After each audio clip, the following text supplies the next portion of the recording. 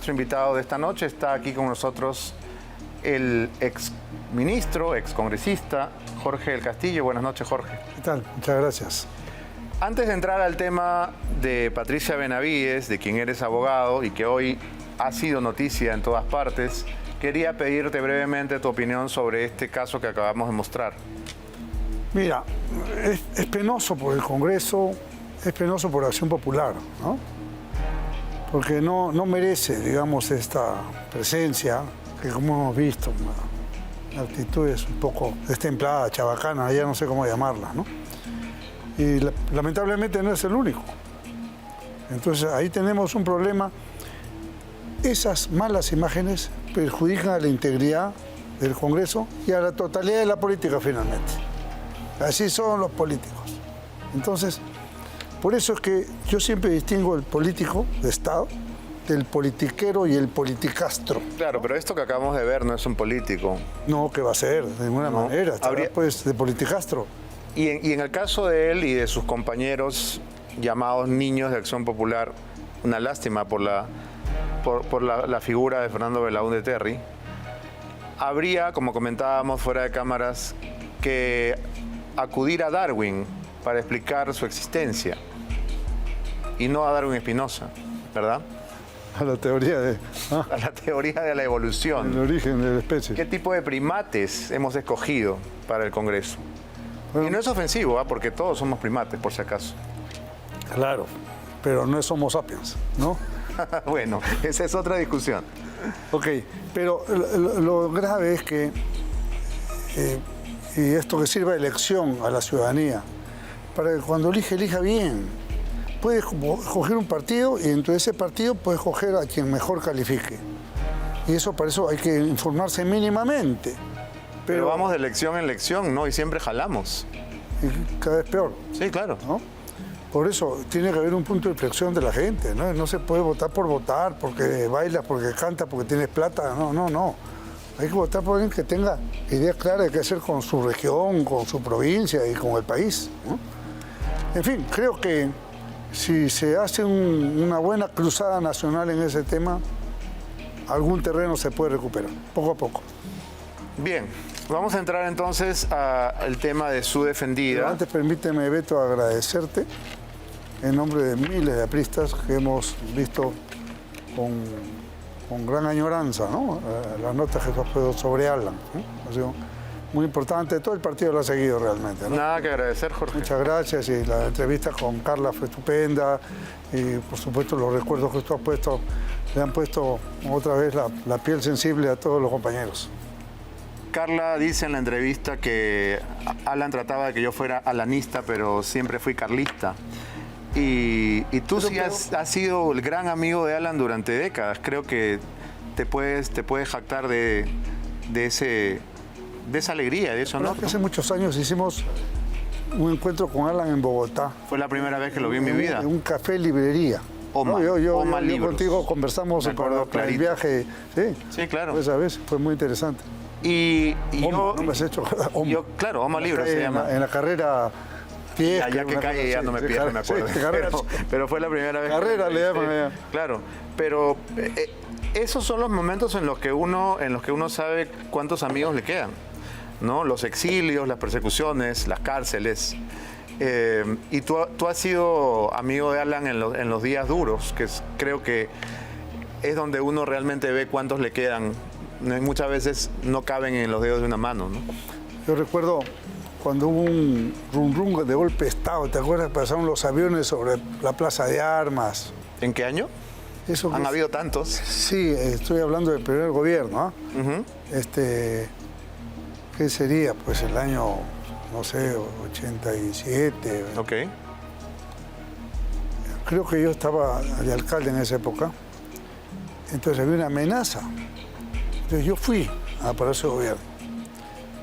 Me quedé a dormir ahí, esperando el asalto a Palacio. Te juro que no vi, pero ni a los edecanes. Ah, por supuesto. Era él y yo, nadie más. Y lo mismo podríamos decir del 5 de abril del 92. Cuando llegan a la casa de Alan a matarlo, porque ahí sí no hay que usar el condicional. Y él, como ya todo el mundo sabe, escapa por los techos, etcétera. Los chicos estaban solos. Sí. Y tú tuviste que ir a proteger a la familia. Él me pidió que yo estaba con él en ese momento cuando con unos altavoces gritan en nombre del Comando Conjunto de las Fuerzas Armadas, salgan con los brazos en alto. Entonces tuvimos que hacer unos disparos al aire porque se habían metido, nos habían avisado que en otras casas se habían metido por los techos, ¿no? En las casas vecinas. No, en las casas de Mantilla. Ah, de otros, en las casas claro. de otros, nos Ok. habían avisado por teléfono. Nosotros no estábamos viendo la televisión. Entonces, evitamos que se saltaran la pared, pero empezaron a disparar había como una ventana blindada, ¿no? de la cabina de seguridad. Ujú. Y Alan salió llevando un arma, ¿no? O un par de armas, creo. Hasta que me avisó. Yo tenía esos teléfonos de Superagente 86 de la Claro, época, los ¿no es primeros cierto? celulares, Sí, sí. ¿no? Que eran como... Me avisó, me dijo, ahí están mis hijos. zapatófono. Por favor, yo ya estoy seguro, sé que ya abre, no va a haber una desgracia ahí. Entonces ahí fue cuando ya se abrió, me detuvieron, y me tuvieron un montón de rato ahí encapuchado, amarrado, golpeado, y me llevaron después a un cuartel que lo reconocí como el de la División Aerotransportada del Ejército en Las Palmas. Perdón, ¿en ese 5 de abril te encapucharon y te amarraron? Por supuesto. Yo estuve detenido varios días, ¿no? Y desaparecido realmente, ¿no? Mi esposa iba por comisaría, nadie le daba cuenta de nada, se burlaban, fuera los apristas, ¿no? Entonces, pero sí fue. O sea, yo y otros, yo no sabía lo que había pasado, cuál era el destino de Alan, ¿no? Porque yo me metí en un cuartel y ahí no tenía ninguna comunicación, cero. Yo estaba... ¿Y el trato fue así? Así de... El de la detención, ¿no? Ya después en el cuartel era distinto, pues se acercaba un oficial a hablar conmigo, ¿no? Un rato y se iba, ¿no? Pero hasta que pasarían pues unos 10 días, no me acuerdo exactamente, que me volvieron a encapuchar, a amarrar y salir y me llevaron en un vehículo al cuartel Los Cibeles de la policía que está en el Río. Entonces ahí empezaron a llegar otros que también estaban detenidos. Llegó un médico legista y a las 7 de la mañana nos soltaron, ¿no? A los 2 días fue con la señora Pilar Nores a entregar un habeas corpus al Palacio de Justicia. Por supuesto estaba rodeado de soldados, de tanques, no pudimos entregar nada. Y más bien una turba pagada por el Servicio de Inteligencia de la época nos hostilizaba. Y yo con un puñado de compañeros, chicos y chicas, bueno, nos defendimos como pudimos, con mucho coraje, y nos echaron gases lacrimógenos, hubo una broncaza, puedes imaginarte. Estoy hablando que sería pues entre el 15 y el 20 de abril del año 92. ¿Tú dirías que esos han sido los dos momentos... Más o menos como estos días. Claro, los dos momentos más graves, o recuerdas algún otro en el cual te ha tocado estar al lado de Alan en un momento tan dramático como aquellos? Bueno, una vez fuimos al Cusco en campaña y cuando íbamos yendo al aeropuerto, ya regresando para tomar el avión a Lima, nos agarraron a balazos en esa avenida larga que está de camino. ¿El Sol? No es El Sol, una que está más... ya Pegada casi al al costado del aeropuerto. Ok. No recuerdo el nombre. Bueno, fue peligrosísimo, pues, porque una bala perdida, o ya no es perdida, disparada, a propósito pudo tener severas consecuencias. En fin, hemos tenido con Alan, decíamos, bueno, ya somos vaqueanos en estas cosas, han sido momentos muy duros, pero también de mucha alegría, ¿no? Como cuando él regresó al Perú, por ejemplo, el 27 de enero del año 2001. El famoso discurso de la Plaza San Martín. De la Plaza San Martín, volviendo del exilio, con los poemas, ¿no? Y de Calderón de la Barca, claro. Calor Memorable. humano que él recibió y transmitió, ¿no? Ayer en la misa, los recuerdos que se hacían eran siempre de alegría, ¿no? Es muy difícil que en un aniversario de la muerte se pueda uno detener en los momentos divertidos, alegres, jocosos. Pero la gente no sabe que la cotidianidad de Alan García estaba llena de humor. Recontra, de canciones, de bromas, de buen gusto y de mal gusto también, a veces ¿Ah, sí? había, sí, claro, ¿cómo no? Entonces, pero teníamos una buena hermandad, ¿no es cierto? Y con otros compañeros también, ¿no? y nos reuníamos permanentemente ya en los años finales en el instituto de la universidad donde él era director, ¿no? Hemos tenido N reuniones, pero también en su casa. Yo me reuní con él en París, también en Bogotá, ¿no? Cuando el 1 de junio del año 92, cuando él hacemos el asilo en Colombia, ¿no? Yo recuerdo que yo lo había gestionado, entonces tenía que encontrarme con él iba con su tío Gandhi Pérez, ¿no? Manejando y nos encontramos el Gino de la Vía Expresa con Javier Prado. Yo venía de Barranco, creo. Bueno, él no se venía, él estuvo en la casa de Judy de la Mata y en otros compañeros que con gran cariño lo protegieron.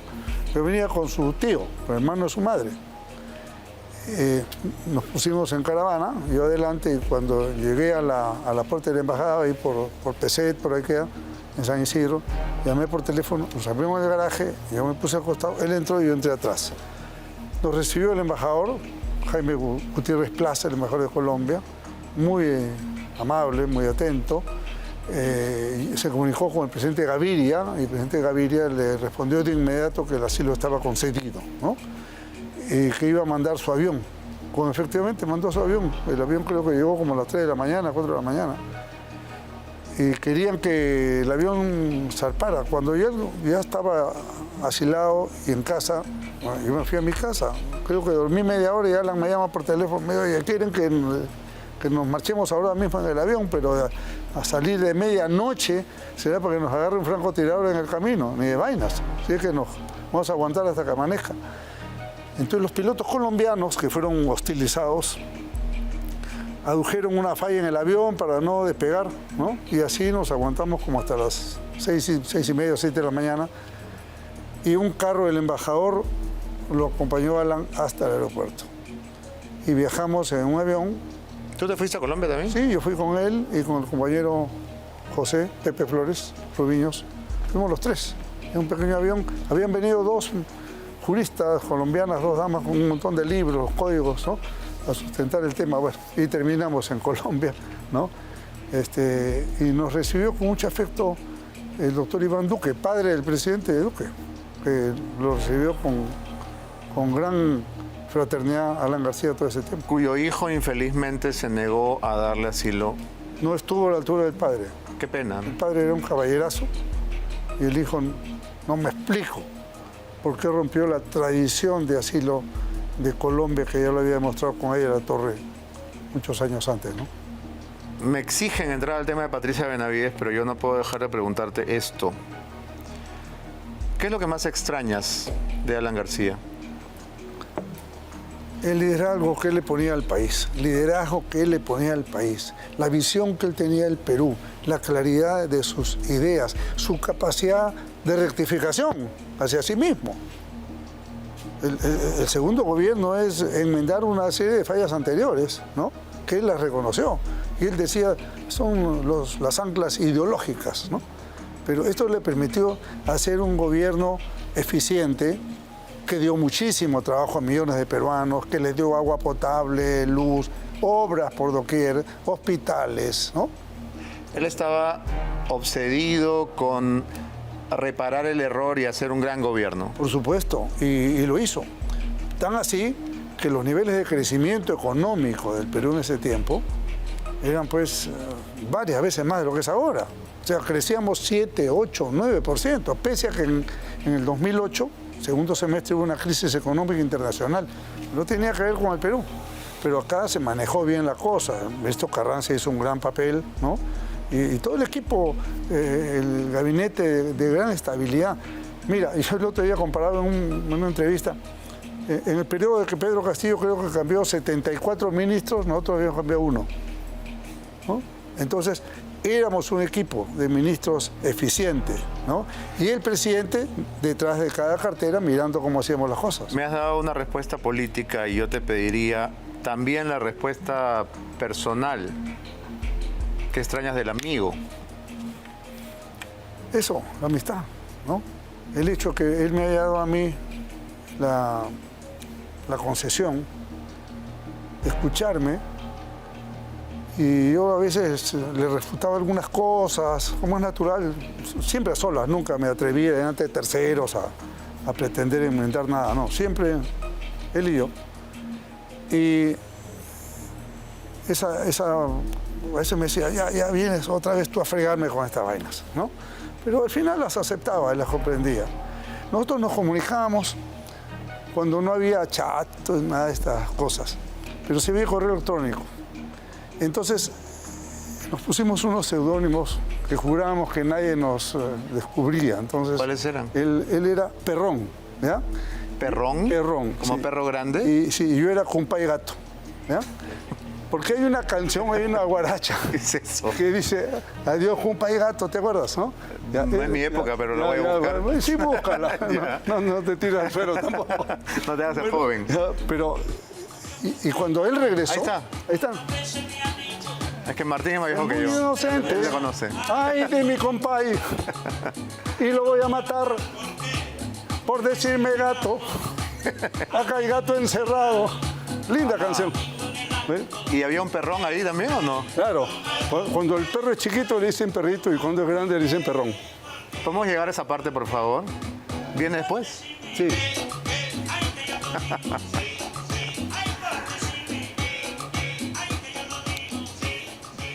Ahora la canción dura 5 minutos y se acaba el programa. Cuando llegues a Perrón me avisas, ¿ya? Bueno, Jorge, te agradezco haber compartido estas imágenes. Cuando regresó al Perú, en el 2001, hicimos una gira por Cusco, por el Equipo y la cantamos juntos. ¿Ah? ¿Así en público? Sí, claro. Siempre era una grabación. Él no perdió oportunidad de cantar, ¿no? No, qué ocurrencia, siempre cantaba.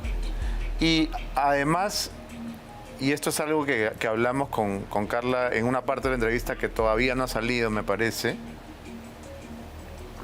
Era un hombre que siempre estaba intentando hacer otras cosas, de salir de su zona de confort, ¿no? Que es algo muy renacentista. O sea, no me voy a conformar con ser presidente del Perú, ¿no? Sino que además quiero tocar el piano, cantar, pintar, escribir poesía.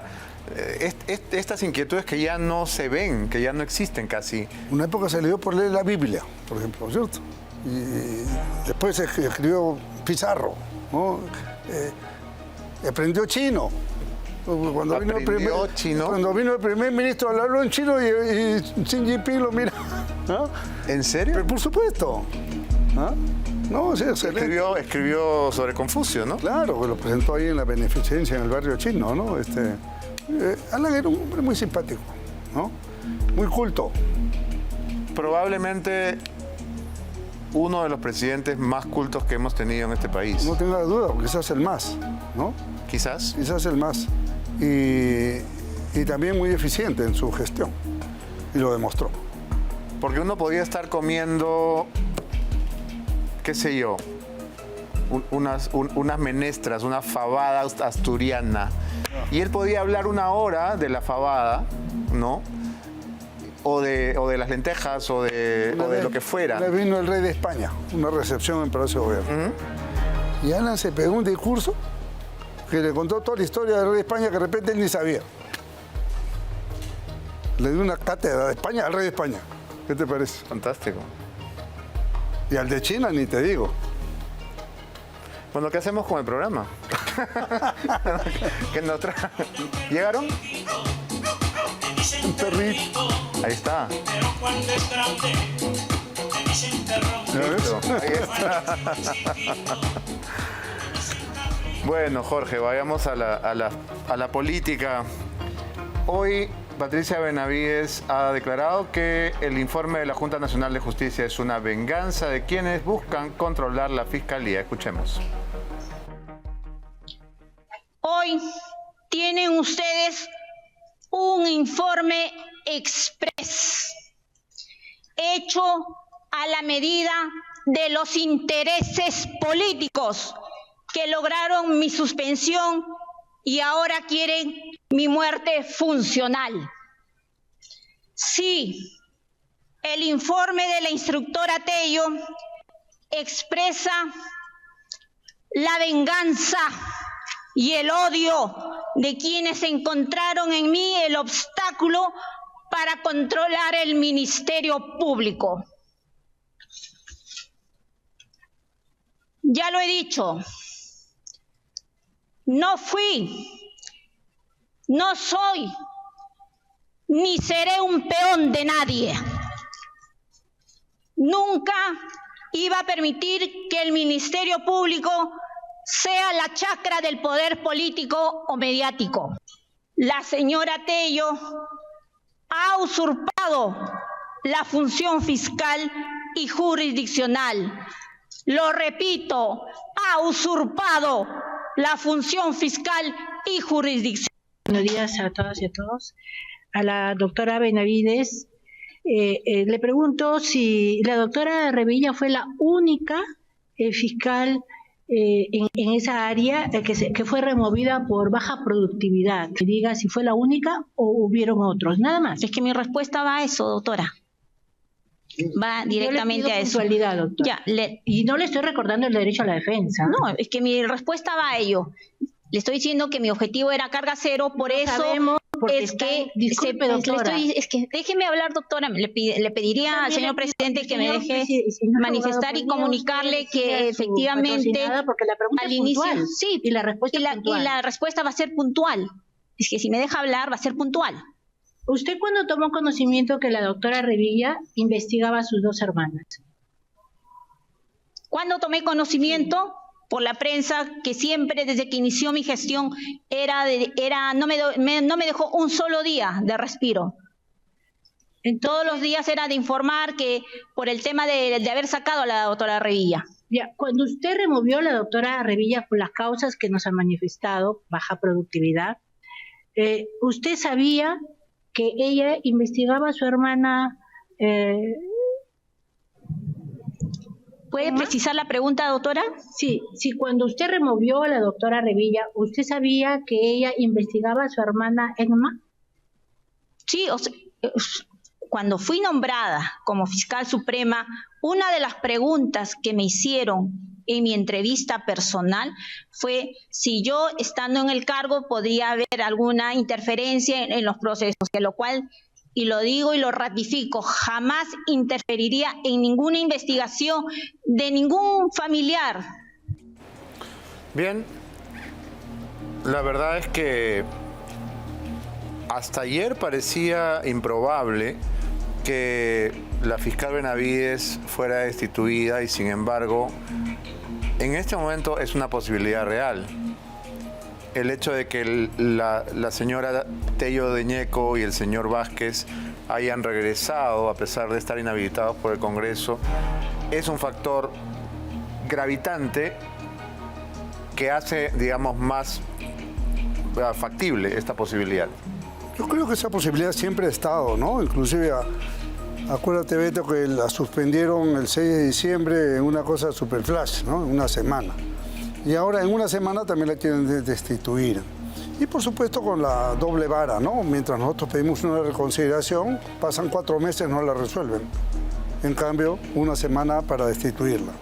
Pero evidentemente estas dos personas, la doctora Tello y el doctor Vázquez, están inhabilitados por el Congreso de la República. Están ahí de manera más precaria por una medida cautelar dada por 2-1, no fue unánime en la sala, 2-1, y quien presidió esa sala, y que fue el ponente el doctor Ordóñez, en los próximos días va a pasar por la Junta de Justicia para su ratificación. Ahí tienes un botoncito. ¿Qué más? Tanto la doctora María Zavala, que es la que estaba preguntando, que estaba en abstención del caso de la doctora Benavides desde que empezó el caso. Abstención total. ¿Por qué?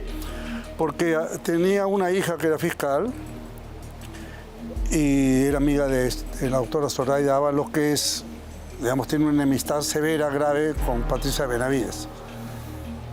Por eso ella se excusa. Y se ha vuelto a excusar pidiendo su inhibición, diciendo, yo he sido ministra nombrada por Jorge del Castillo, ministra de Justicia nada menos. Pero la Junta rechaza su inhibición, su abstención por decoro. Cuando uno se abstiene por decoro es un acto voluntario. Y la ley dice que debe dar cuenta de esta situación que le impide ser imparcial. Caso similar, salvando las distancias, es el del doctor Tomberry. A Tomberry, ¿de qué lo acusan? De que favoreció a Patricia Benavides en su nombramiento, lo cual es falso, lo cual fue rechazado por la Junta en pleno desde el principio. Pero, como el señor Villanueva ha dicho que la benefició, la fiscal Suprema Delia Espinosa ha abierto un proceso de investigación contra Tomberry y contra Patricia Benavides. Entonces, la pregunta elemental, si ambos están investigados en un proceso penal que está empezando, ¿puede el coinvestigado ser el juez de la coinvestigada? ¿Es razonable? Bajo ninguna forma de vista. Entonces, esta audiencia es irrita realmente, ¿no? No sé en qué acabe. Y yo apelo al criterio de conciencia de los magistrados que no tienen la obsesión compulsiva de sacar a Patricia Benavides a como dé lugar, adelantando las ¿Cuántos de audiencias. estos magistrados crees tú que tendrían esa obsesión compulsiva? Yo creo que hay 3 que lo tienen. Creo que hay 3 que está clarísimamente puesto. ¿Quiénes? Sin contar a la doctora Tello, que es la que ha hecho el informe. La pregunta es, si el Tribunal Constitucional mañana dice es ilegítimo que la doctora Tello sea magistrada porque excedió de la edad, ¿su informe es válido? No. Entonces, aparte de ella... ¿Pero eso cuándo va a ocurrir? Con los plazos con los que trabajamos en el Perú. Por eso es que yo creo que el deber cívico del Tribunal Constitucional es emitir una decisión. Una decisión ahora. No podemos esperar las calendas griegas para ver qué pasa, porque si no después complica más la cosa. Porque a revertir, amparo, juicios, cuando el tema es Pato Gallareta. ¿Están bien inhabilitados, sí o no? El fiscal, el tribunal tiene que decir sí o no. Si es no, ok, ya está. Y si es sí, también. ¿Qué piensas de la inspección o el ingreso de Inspectoría de la Policía Nacional a las oficinas del EFICOP? Se ha dicho desde el interior de la Fiscalía que dirige la doctora Barreto que lo que se pretende es intervenir en investigaciones muy de alto riesgo, digamos, como la investigación al hermano de la presidenta Boluarte, para mencionar un caso. Mira, se han allanado el despacho del presidente de la República, su casa. ¿No pueden tomar una oficina de la policía?